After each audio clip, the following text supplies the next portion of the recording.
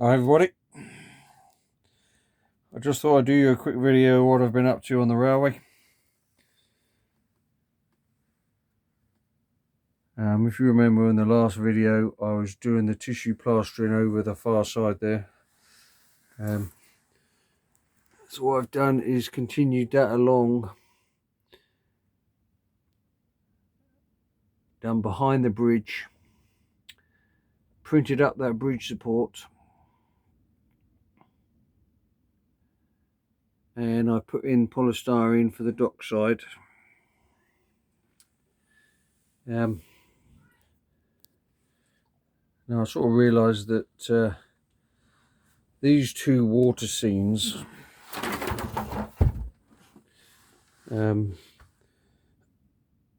going to be together because I'm going to be divided by a rock section at the lighthouse, but it was too deep. The dockside was too high here for having the boats when they moor up. So I decided to raise this side with the polystyrene, which in turn I had to raise that side, which if you can see, that is the level of the dock I did yesterday. So I've had to raise that another level. And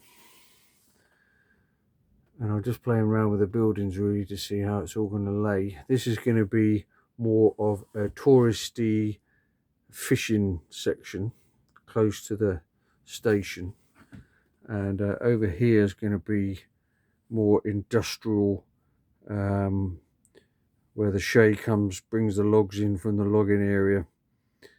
So the crane will be loading the logs into the ships. Now this one I printed on the 3D printer, is a design I did. I'm thinking of doing, what I should have done was done one with the hatches open, so the crane could be lowering actually into the boat. So I might print another one, redo the design.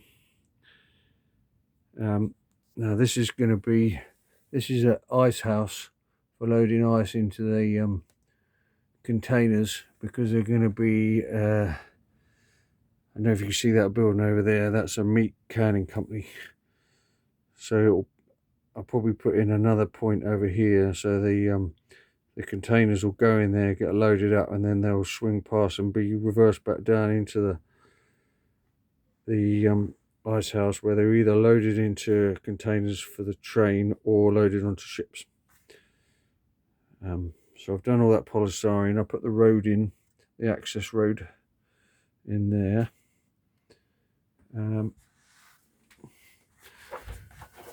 Also, I've been printing some trackside flats. So rather than having, like we do in England, you have a back seam printed on a sheet of paper, I've been printing, let me grab one, been printing, you know, various buildings, office blocks, warehouses on the printer. So it gives you a little bit of relief. So you get, if you look at that, gives you a bit of height as it's going up the hill.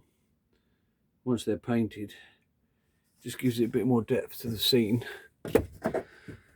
I've been doing designs on 123D design and then printing them up on the printer.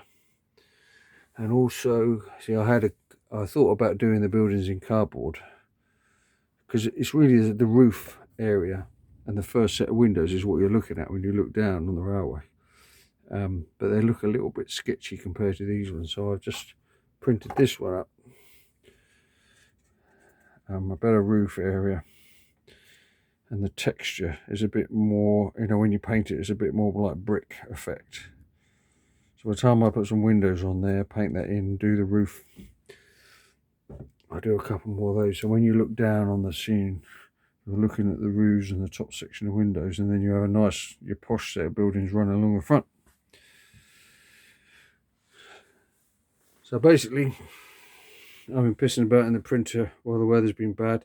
Now the idea here is I've got a billion matchsticks that were left over from my dad's railway. I'm going to do a horizontal sleepers with vertical pile edges all right along the edge of here. That might start that tomorrow. And then have a low platform here, like a boardwalk sort of section for loading and unloading the boats. Maybe put a hand crank crane on the side there for the shrimp boats. A couple more buildings, fill the scene up a little bit. Parking area for the trucks and cars coming in. So it's coming on. It was a bit annoying having to raise this up because I'd done the bottom of those hills there and put all the, you know, when you finish doing your tissue plastering, there's the residue left in the pot. If you put that around the bottom of everything, it makes a really nice coastal edge. Of course, I've done all that down in there, and now I'm going to have to, what I'll do is, it's only had one coat here, so I'm going to do a second coat, and I'll just drift it across onto here and put it around the bottom of that support. Printed that up on the printer. Doesn't look too bad. So getting a few jobs done. Cut a bridge in here, so the road is going to be half the point of planning the railway. I've got all support on there. I just stuck a big bit of cardboard in there because the chipboard was a bit uneven. The whole point of the railway is running, and it's not just a passenger railway, it's picking up freight from different industries. So you need to put your industry in place. So we've got that building over there is a brewery. That's going to be in here. So I've just cut a point into there.